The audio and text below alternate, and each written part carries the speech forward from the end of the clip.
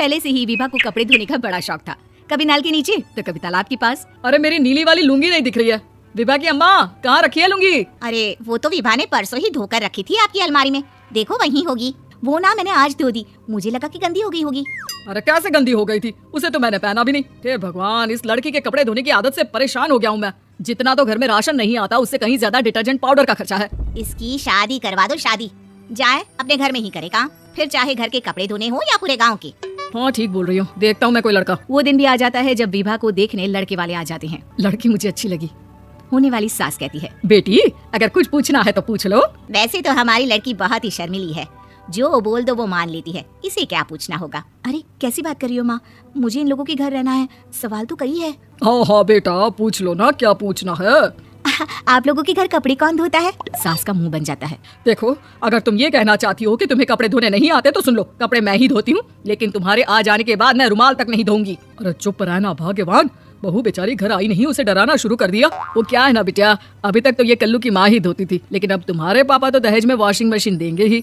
तभी विभा की माँ बोल पड़ती है, सवाल भी पूछा तो क्या। वैसे भाई साहब, मशीन की तो फिर भी कपड़े धोने की कैपेसिटी होती है, मतलब जो बिटिया दे रहे हैं ना विभा, इसे कपड़े धोने का बहुत शौक है। ये आप लोगों के क्या आस पड़ोस गांव मोहल्ले सबके कपड़े धो दे और उफ तक ना करे। बाहर देखा नहीं आपने, इतने कपड़े सूख रहे हैं, सब हमारी बिटिया ने ही तो धोए हैं। बस भी करो ना माँ, शर्म आ रही इतनी तारीफ सुनकर। और तो और एक दाग निकाल कर दिखाओ तो मान जाओ। हाँ अच्छा माफ करना बेटा, मैंने गलत समझा, हमें तो रिश्ता बहुत पसंद है। और ऐसे जुड़ जाता है रिश्ता कपड़े धोने का शौक रखने वाली विभा का। उसकी शादी हो जाती है कोयला फैक्ट्री में काम करने वाले कल्लू के साथ। शादी के बाद अचानक विभा चिल्लाती हुई सास के पास आती है, सासू माँ, अरे सासू माँ कहाँ है आप?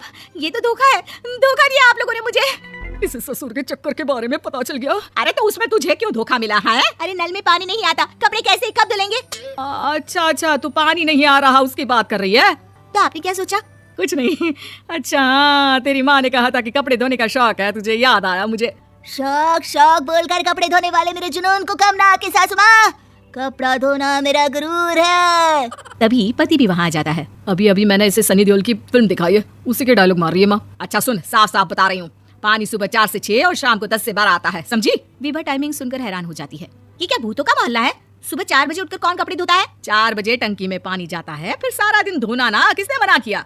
अरे कैसी बात कर रही हैं? 200 लीटर की टंकी में कितने कपड़े धो लूंगी मैं? सुबह ही उठ जाऊंगी मैं। अब क्या था, विभा सुबह 4 से लेकर रात के 12 बजे तक कपड़े ही धोती रहती। एक रोज सास पड़ोस से निकलकर कहीं जा रही होती है कि साथ वाली कहती है, हाँ कल्लू की माँ, जरा ये बताओ कि 2 साड़ी है, 2 ब्लाउज और एक पेटीकोट और एक नाड़ी वाला लंबा कच्छा। हाँ तो? अरे तो क्या, कितना लोगी धुलाई ये बताओ। धोबन दिख रहे हैं हम क्या? हमारे पति सरकारी नौकरी से अभी रिटायर हुए हैं और बेटा सुपरवाइजर है कोयला फैक्ट्री में। धोबन समझ रखा है हमें?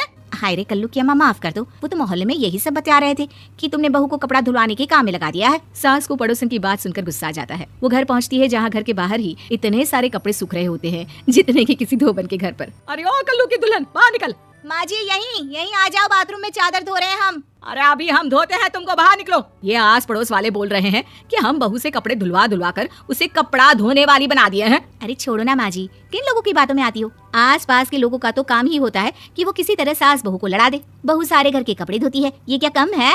बोलिए। सास को भी लग जाता है कि वो बहू का ये संकीपन नहीं छुड़वा सकती, इससे अच्छा है कि खुद ही चुप हो जाए। एक रोज सास और बहू मंदिर जाते हैं जहाँ सास की साड़ी वहाँ खड़ी भीख मांगने वाली से मिलती है। माँ जी क्या बात है, आपकी साड़ी उस भिखारन से कितनी मिल रही है ना? हाँ देखो तो दोनों की साड़ी मिल रही है। क्या बात है कल्लू की अम्मा, तुम खुद को तो अफसर की बीवी बताती हो और ऐसी सिंपल सी प्लेन साड़ी पहनकर घूमती हो। सिंपल और प्लेन नहीं है ये साड़ी। तो क्या सोने के धागे से फूल बने हैं? कुछ भी सासू माँ, कुछ भी।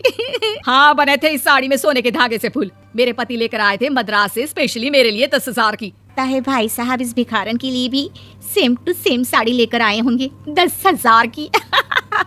सास उस वक्त कुछ नहीं कहती, लेकिन बहू के साथ घर आती है और अलमारी से एल्बम निकाल कर लाती है। ये साड़ी देख रही है, ये वही साड़ी है जिसे मैंने अभी पहना था।